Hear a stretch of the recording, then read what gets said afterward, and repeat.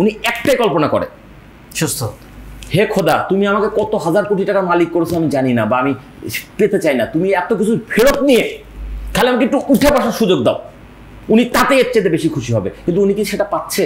আপনি এখন যেটা নিয়ে খুব বেশি কমফোর্ট ফিল করেন বা যেটা নিয়ে কাজ করে আপনি আনন্দ পান বেশি, সেটা হচ্ছে সুস্থতা। রাইট, সেটাতে একটু আসতে চাই। আমাদের এটা নিয়ে আমাদের এত অবহেলা কেন? শোনেন, সুস্থতা হচ্ছে মহান সৃষ্টিকর্তার দেওয়া সবচেয়ে বড় নিয়ামত, কিন্তু একটা মানুষের গুরুত্ব বোঝে না যতক্ষণ সে নিজে অসুস্থ না হয়। ঠিক আছে, অসুস্থ যেদিন হবে বা হয়ে যায় সেদিন সে বোঝে যে কি আমি হারাইলাম, কিন্তু তখন আর সেখান থেকে ফিরে আসার কোনো উপায় থাকে না। আমি খুব সহজে বোঝাই, ১-এর পাশে শূন্য বসালে ১০, ১০-এর পাশে শূন্য বসলে ১০০, ১০০ পাশে শূন্য বসলে ১০০০, ১০০০ পাশে শূন্য বসলে ১০,০০০। এভাবে শূন্য যত বসাবেন তত মান বড় হবে। অনেক বড় মান হয়ে গেছে, এখন যদি একটা মুছে দেন শেষ। কেন? ১০,০০০ থেকে 1 মাইনাস করলে তো ৯৯৯ হওয়ার কথা, সেটা ৯,৯৯৯ হওয়ার কথা, সেটা 0 হচ্ছে কেন? কারণ ওই ১ হচ্ছে এতগুলো শূন্যের ভিত্তি। আমরা পৃথিবীতে বেঁচে আছি, এটা আমাদের জীবনে একটা শূন্য। কেন? কারণ যত মা গর্ভবতী হয় তত সন্তান দুনিয়ায় পয়দা হয় না, মায়ের গর্ভে অনেক সন্তান মারা যায়। ঠিক আছে, সবচেয়ে বেশি মানে মৃত্যু ঘটে মায়ের গর্ভেই, সেটা মানুষ না, সব পশু পাখি মিলিয়ে। আচ্ছা, তারপরে ধাপ বের হয়ে সামহ আমরা বেঁচে গেলাম, মানে প্রথম ধাপে চ্যালেঞ্জ পার হয়ে গেলাম। জন্মের প্রথম বছরে সবচেয়ে বেশি মানব শিশু মৃত্যু হয়, বা যদি এর মধ্যে আর বলে প্রথম মাসে সবচেয়ে বেশি শিশু মৃত্যু, জন্মের মুহূর্তে তো অনেক শিশু মারা যায়। আচ্ছা, এইভাবে আমরা সামহাও টিকে গিয়ে 5 বছর পার হয়ে গেছি। আমাদের জীবনে আরেকটা শূন্য যুক্ত হয়েছে। আমরা প্রাইমারি স্কুলে ভর্তি হচ্ছি, আরেকটা শূন্য যুক্ত হয়েছে। হাই স্কুলে ভর্তি হচ্ছে, আরেকটা শূন্য যুক্ত হয়েছে। কলেজে ভর্তি, কারণ যত লোক আপনার সাথে প্রাইমারি পড়েছে সবাই হাই স্কুলে আসতে পারে নাই। হাই স্কুলে যতজন এসছে ততজন কলেজে আসতে পারে নাই, কলেজে যতজন এসছে ভার্সিটিতে ততজন আসতে পারে নাই। এইভাবে যখন মাস্টার ডিগ্রি আপনি কমপ্লিট করে ফেলেছেন তখন আপনার আরেকটা শূন্য যোগ হয়েছে, কিন্তু অনেকের কিন্তু এই শূন্যটা যোগ হচ্ছে না। আপনি পিএইচডি ডিগ্রি অর্জন করে ফেলছেন, আরেকটা শূন্য যোগ হয়েছে। তারপর আপনি চাকরি পেয়েছেন, একটা শূন্য যোগ হয়েছে। আপনি ব্যবসা শুরু করেছেন, আরেকটা শূন্য যোগ হয়েছে। আপনি প্রমোশন পেয়েছেন, একটা শূন্য যোগ হয়েছে। কিন্তু এই সব কিছুই ভিত্তিহীন যদি আপনি সুস্থ থাকতে না পারেন। আপনি কত টাকার মালিক, বাড়ির মালিক, গাড়ির মালিক, কিচ্ছু যায় আসে না যদি আপনার সুস্থতা ঠিক না থাকে। আপনি ইকবাল বাহার 7 বছর ধরে এক অনুষ্ঠান একা চালিয়ে আসছেন, শুধুমাত্র সেই কদিন আপনি অনুষ্ঠান চালাতে পারেননি যেই কদিন আপনি করোনা আক্রান্ত হয়ে স্কয়ার হাসপাতালে ভর্তি ছিলেন। সুস্থ থাকলে কি আপনি কদিন আরো 7টা বা আরো 10টা আরো 15টা এপিসোড বেশি হতো না? তার মানে কি আপনি আজকে আপনি যেখানে কথা বলতে পারছি এর ভিত্তি আমার আপনার জ্ঞান না, মেধা না, বা আমাদের পারস্পরিক বন্ধুত্ব সম্পর্ক না।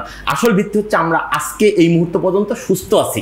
এই শিডিউলটা হওয়ার পরে যদি আপনি অসুস্থ হয়ে পড়তেন বা আমি অসুস্থ হয়ে পড়তাম, বা আমাদের ক্যামেরা পিছনে যে ক্যামেরাম্যান আছে তিনি যদি অসুস্থ হয়ে পড়তো, যে কোনো কারণে বন্ধ হয়ে মানে শুটিংটা নাও হতে পারতো। সো সুস্থতা সৃষ্টিকর্তা দেওয়ার সবচেয়ে বড় নিয়ামক। এবং আমি একটু ধর্মীয় ঘটনা দিয়ে একটু বলতে চাই জিনিসটা। আমি এখানে ধর্ম প্রচার করতে আসি না, এবার ধর্মীয়ভাবে বললে জিনিসটা বুঝতে সহজ হবে।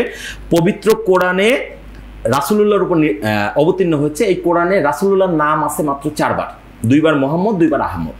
আর এই একই কোরআনে সর্বমোট 25 জন নবী রাসূলের নাম পাওয়া যায়, এবং সবচেয়ে বেশিবার উল্লেখিত আছে মুসা নবীর নাম 136 বার। কোরআনকে যদি আপনি সাদামাটাভাবে বলেন তাহলে এটা হচ্ছে এক অর্থে সৃষ্টিকর্তার কাছ থেকে মানুষের প্রতি নির্দেশনা, আরেক অর্থে ইতিহাস গ্রন্থ। আগেকার আমলে, আগের নবীর আমলে কি ঘটেছে এরকম অনেক ঘটনা কোরআন শরীফে সন্নিবেশিত করা হয়েছে একালের মানুষকে সেকালের ঘটনা দিয়ে হেদায়েত করার জন্য বা শিক্ষা দেওয়ার জন্য। মুসা নবীর নাম 136 বার আসা একটাই কারণ, সেটা হচ্ছে উনার আমলের অনেক ঘটনা যেটা একালের আর জানার সম্ভাবনা নাই, সেগুলোকে আল্লাহ তাআলা কোরআনের মাধ্যমে একালের মানুষের কাছে পৌঁছে দিয়েছেন। তার মানে মুসা নবীর আমলে এমন অনেক ঘটনা ঘটেছে যেটা আমাদের জন্য এখনো শিক্ষণীয়। সেই মুসা নবীর একটা গল্প বলি, এটা অবশ্য কোরআনের অংশ না, কিন্তু ওনারই একটা ঘটনা, মিথ বলা হয় এগুলাকে, মানে যার কোনো তথ্য প্রমাণ নেই কিন্তু বিশ্বাস করা হয় সত্য। রাসূলুল্লাহর সাথে মুসা নবীর সাথে আল্লাহ পাকের সরাসরি সংযোগ ছিল। তা আল্লাহ পাক জিজ্ঞেস করছেন, মুসা বন্ধু আমার, তুমি আমার কাছে কি চাও বলো।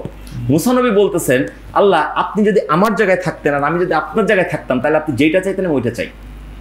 মানে ওনাকে তেরা মুসা বলা হয়, ঠেডা মুসা বলে, ওনার কথাবার্তা একটু অন্যরকম টাইপের। তা আল্লাহ সুবহানাহু ওয়া তাআলা এই প্রশ্নের জবাবে বা এই কথা জবাবে বলছেন যে আমি তো মানুষের সৃষ্টিকর্তা, আমি আমার মানুষের কাছে কি চাইবো, তবে এর পরের কথাটাই গুরুত্বপূর্ণ, তবে কোনো মানুষের তার স্রষ্টার কাছে যদি কিছু চাওয়ার থাকে সেটা যেন হয় শারীরিক সুস্থতা। আমি এই ঘটনা বলি যেটা বোঝানোর চেষ্টা করছি, সৃষ্টিকর্তা আমাদেরকে সৃষ্টি করেছেন, তিনি পবিত্র কোরআনের একাধিক জায়গায় বলা আছে যে মানুষ যেটা চাবে নিয়ত করবে সেটা সে পাবে, যে যা চাবে সেটা পাবে, কিন্তু সবার আগে যেন সে সুস্থতা কামনা করে।